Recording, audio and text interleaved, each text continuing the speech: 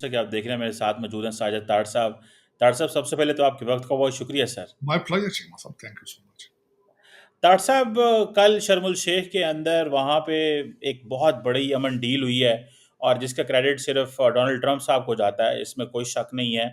कैसे देखते हैं इसको? कई लोग कह रहे हैं पाकिस्तान जो है वो इजराइल को रिकॉग्नाइज कर रहा है, इसलिए अमेरिका में बहुत प्रोटोकॉल दे रहा है। कई लोग कह रहे हैं जी कि सिर्फ शहबाज शरीफ को क्यों कहा गया है कि जनाब तुम आगे खिताब करो, और इतने वहाँ पे दुनिया के लीडर थे, मैक्रोन था, केयर स्टार्मर था, अरब लीडर थे, किसी को नहीं कहा, शहबाज शरीफ को क्यों कह दिया आके?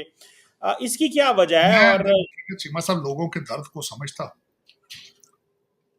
कि दर्द किस तरह। एक तो पीटीआई वाले बेचारे तड़प रहे, बहुत तड़प रहे, क्योंकि यही डोनाल्ड ट्रंप था जिसके ऊपर इतने ज्यादा ब्लॉक किए गए थे और फिर उसके बाद कई लोगों को डैडी बनाया गया था, इररेलेवेंट लोगों को। उन्होंने फिर मिलके इसको, एक तो उनको सफे मातम है, परेशान परेशान। दूसरे आपके पड़ोसी हैं जो इस वक्त तालिबान गुरु बन चुके हैं, विश्व गुरु से उनका कितना दर्दनाक सफर होगा। कभी आपने सोचा है विश्व गुरु से तालिबान का गुरु बनना? अब उन्हीं के कुछ लोग जो है मीडिया में, कभी वो यूपी के चीफ मिनिस्टर की पुरानी निकालते हैं। और आपकी इतला के लिए रजा कि जब भी किसी भारतीय मुसलमान को टीज करना होता था या किसी खातून को बुरके में देखते तो कहते ये तालिबानी जा रहे हैं। फिर कई लोगों ने इन्हीं तालिबान की पुराने ताने बाने जोड़े हैं, इनके त्यारे हाईजैक जो किए गए थे उनके साथ जोड़ा है।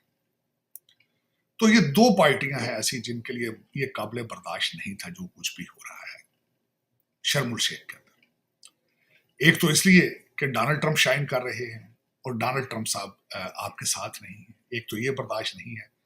फिर दूसरा उसके बाद चीमा साहब के 33 शेक हैंड हुए, उस पर परेशान है लोग। और पीटीआई वाले इस वक्त सख्त परेशान है कि ये हमारे साथ क्या हो रहा है, हम कहाँ जा रहे हैं, अब किसको डैडी बनाया जाए। को ढूंढ रहे हैं आजकल कोई नई चीज सामने आए जिसपे गुलशन का कारोबार चले।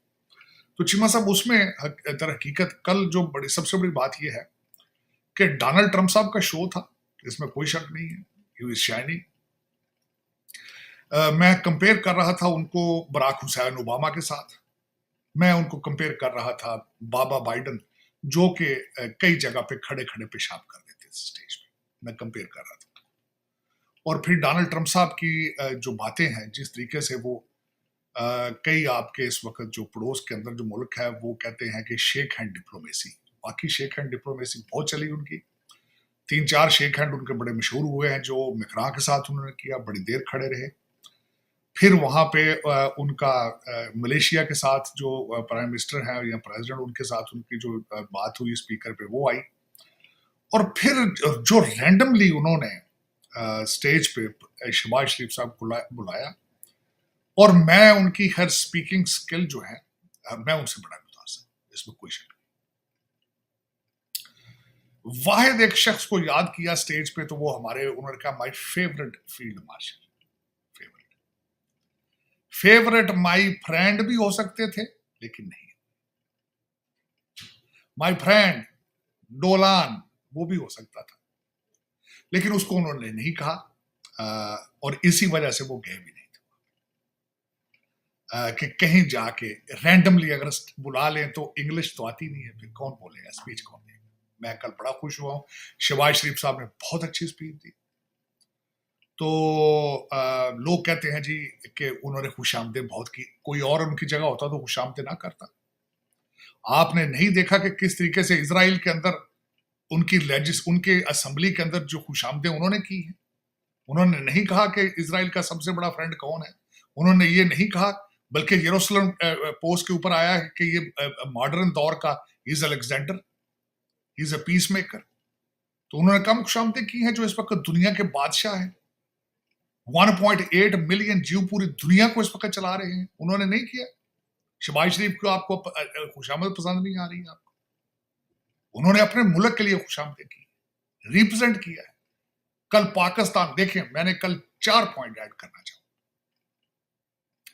जब शहबाज शरीफ साहब स्टेज पे आए तो मुझे सबसे पहले एक फेल अपना मुर्शद नजर आया, फेल कैप्टन, फेल पॉलिटिशियन, जो 4 साल जो बाइडेन की कॉल का इंतजार करता रहे, मिन्नतें करते रहे, फोन करते हैं, एक फोन का सवाल है बाबा, एक फोन का सवाल, उसने नहीं किया। फिर उसके बाद उनका कद काठ ये है कि डोनाल्ड ट्रंप की मिन्नतें की, लॉबी, लाखों डॉलरों की उन्होंने लॉबी की, एक ट्वीट कर दी जाए, नहीं आई। दूसरा मुझे याद आया, जो विश्व गुरु है वो याद आया, तीसरा पॉइंट ये। और चौथा पॉइंट ये है कि चीमा साहब किस तरीके से जब आप अपने कंट्री को बचाते हैं, दुनिया को सबसे बड़ी फेवर हमारे फील्ड मार्शल हाफिज सैयद आसिम मुनीर ने क्या दी है फेवर, मैं बता देता हूं। उन्होंने बताया है कि जो पिछले माजी के अंदर अमेरिका और दुनिया समझती थी कि ये कंट्री चाइना को कंटेन करेगा, ये पाकिस्तान के सामने नहीं खड़ा हो सका, दुनिया के सामने क्या खड़ा होगा। ये सबसे बड़ी फेवर अमेरिका को और दुनिया को दी गई है, और मैं समझता हूं इसीलिए आज आपकी इज्जत है। तीसरी चीज मैंने कल परसों भी आपको ऐड किया था, ये जो क्रॉस द बॉर्डर जो रोजाना नारे लगाते हैं ना, हम इसके 6 टुकड़े करेंगे, घुस के मारेंगे, फलांग करेंगे, धमकान करेंगे। चीमा साहब, ईरान ने मिसाइल मारा था, ईरान को जवाब दिया गया था। किसने दिया था? सैयद आसिम मुनीर ने दिया था।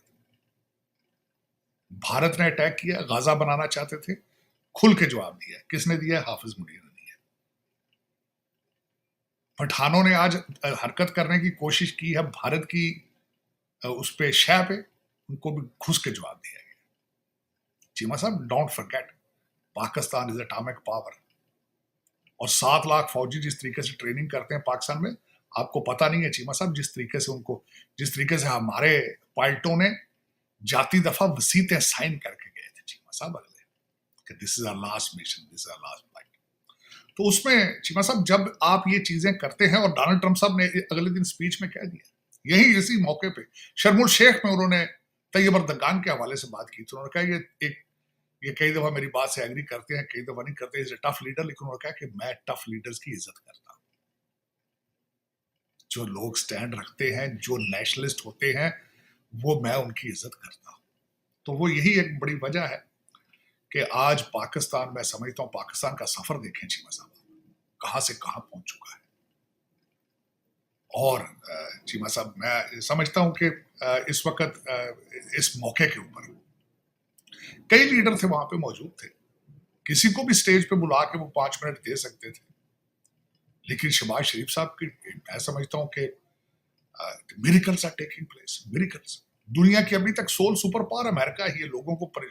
लोग चाहे जो मर्जी कर लें, चाहे जितने मर्जी गुजरातियों के पास पैसा आ जाए, लेकिन still the super power still America, the strongest army, strongest economy, और उसका पाकिस्तान के साथ ये अफेयर होना, मैं समझता हूं हर पाकिस्तानी के लिए एक एजाज की बात है, हर पाकिस्तानी के लिए।